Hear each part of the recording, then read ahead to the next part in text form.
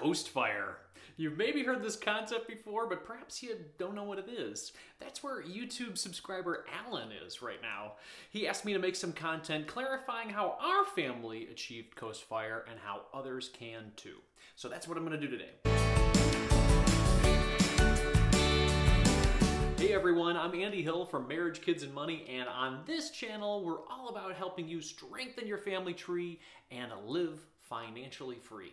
If you like what you hear today, please consider giving me the YouTube triple thanks. That's hitting the like button, subscribing to the channel, and then commenting below. I appreciate you considering it as I'm looking to grow this small business this year. Thanks so much. All right, let's first discuss what Coast Fire is, or at least the definition that I like to use. To me, Coast Fire is when you have enough invested in your retirement accounts that you can decide to drastically slow down or completely stop new contributions and still retire comfortably in your 60s. Now, when I'm talking about retirement accounts, I'm talking about your 401k, 403b, IRA, these accounts that are focused on your future retirement needs. Because I don't know about you, I don't have a pension waiting for me. And my faith in Social Security being enough, or at least being around when I'm 60, is not strong. Let's talk about how our family achieved Coast Fire. Over the last decade of our marriage, we have invested in tax-advantaged retirement accounts to create a comfortable future retirement for ourselves. From 2013 to 2020, I maxed out my 401k contributions at work. Through time, compound interest, a strong stock market, consistent contributions, and a 15% employer match, my account grew quite a bit. Additionally, we have invested in Roth IRAs over the last decade as well. Between me and my wife, we now have around $550,000 invested for our future retirement needs. My wife and I are both around 40 years old, and time and compound interest have an excellent chance to work in our favor. If our family simply did not add another dime to our $550,000 with a conservative 7% growth rate, we could expect to have around $3 million by the time we retire at 65. Now, this math equation isn't perfect, it's not exact. There are many other factors to consider like taxes, inflation, and if the market will continue growing at its 10% average over the next few decades. But even if I'm wrong by half, that still leaves us with $1.5 million at retirement time. So with a 4% safe withdrawal rate, that will allow our family to live comfortably on $60,000 per year. And if I'm correct in my first calculation, that'll be closer to $3 million. That'll leave us with $120,000 per year. So even if we land in that range, I believe we'll be very comfortable and very happy. You may be asking yourself, well, what can you do with your money if you stop investing for retirement? Well, the options are plentiful, my friends. This may be one of my favorite things to think about or plan for our family. It's a lot of fun. Here are just a few ideas. Vacation more. With more money available, you can create some more memories with your family today. Our favorite way to do this is with an awesome family vacation.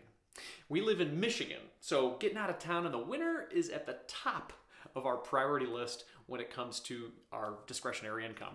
Sunny weather, sandy beaches, and all-inclusive resorts is what we're thinking. You can also invest more outside of retirement. Just because you stopped investing for retirement doesn't mean you have to stop investing for other important goals in life. Nicole and I are now investing in 2 separate taxable brokerage accounts with different purposes. The first account is being built up to serve as an early retirement account that would allow us to slow down working around 50 instead of 65. The second account currently allows us to enjoy dividends today for things like back-to-school shopping and dinners with family each year. This came from a $30,000 inheritance we received from Nicole's mom when she passed away a couple years ago. Since she loved doing back-to-school shopping with our kids, we decided to create a fund that would allow Grandma to take them shopping each year, even though she's not here with us. It helps us to have her memory live on. You could also upgrade your home. Since slowing down our retirement investing, we've taken the opportunity to plus up our forever home. Last year during the pandemic lockdown, we upgraded our kitchen and we absolutely love it. It's a great way for our kids to connect with us and they sit at the bar. It's just fun. In the fall, we're getting a hot tub to enjoy year-round as well. Nicole has wanted this hot tub ever since we got married, so I'm super excited that we're finally making that dream come true for her. You could also upgrade your car. This is what we did. Nicole owned her car for 14 years, and since we had more money available, it was time to upgrade. We went with an Acura MDX. More room for our growing kids and a lot of nice features that make just driving around town more enjoyable.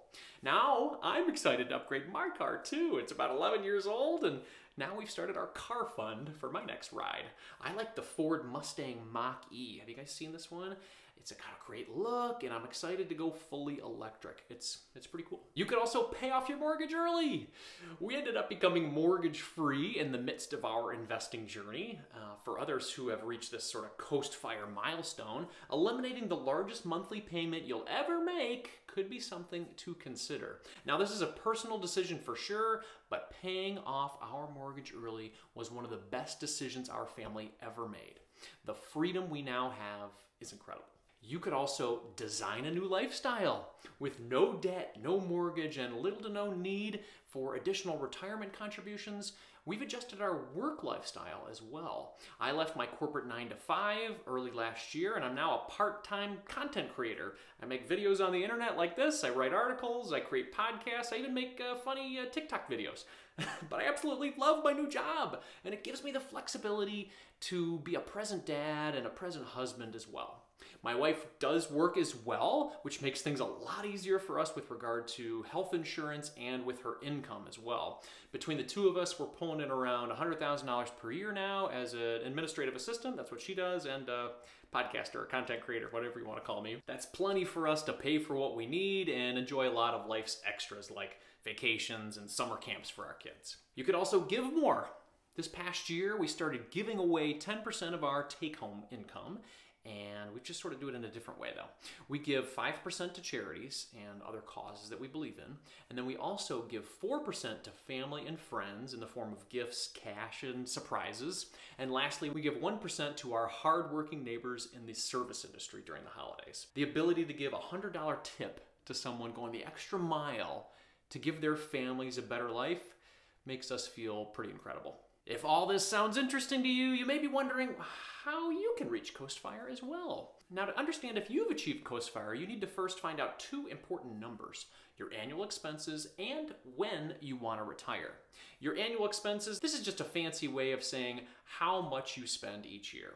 And if you don't know this number, that's okay. Not a lot of people do know this number. The number most people know right off the bat is how much they make each year. I believe knowing how much you spend each year is even more important, because you can make $1 million per year, but if you spend $1.1 million, you're in the hole by $100,000 each year, and you're not building wealth and you're not setting yourself up for a comfortable retirement. If you don't know this number, create a budget, start tracking your spending, and find out. Nicole and I use Mint. It's our budgeting tool of choice. We've been with them for almost 10 years, but there are a bunch of budgeting apps out there that can help you understand your expenses easier. I'll put a link in the description below for those resources. You'll also want to determine when you want to retire. For our Coastfire calculation, I chose 65 years old. You may want to be more aggressive and choose 59 and a half, because that is when you can access your 401k and your IRA without penalty. The earlier you retire, the less compound interest has time to work in your favor though. So if you choose 70 years old, then you'll have even more money, but perhaps that's waiting too long to actually enjoy your money. After all, the average lifespan in the US is only 78 years old. 75 if you're a man. Sorry, fellas.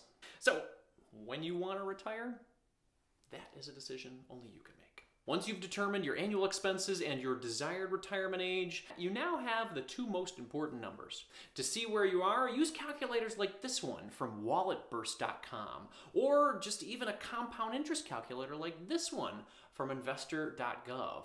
These calculators may not give you the exact answers you're looking for, but they'll help you see if you're on the right track. You may find that you need to do a lot more investing for your retirement after all. And don't worry if that's the case. The majority of America is right there with you. According to Go Banking Rates, they asked over 2,000 respondents about their savings. 64% of Americans are now expected to retire with less than $10,000 in their retirement savings accounts, versus the 42% reported earlier in the year. So if you spend more than $10,000 per year, that retirement savings wouldn't even last you 1 year. So, if Coast Fire sounds awesome and living on less than $10,000 per year sounds horrible, then either way, it's time to get rocking with your retirement investing, my friends. But enough for me, I would love to hear from you. What do you think of this Coast Fire conversation? Do you think it's a part of the FIRE movement that interests you? Please let me know in the comments below. This is Andy Hill from Marriage, Kids, and Money, signing off. Carpe diem.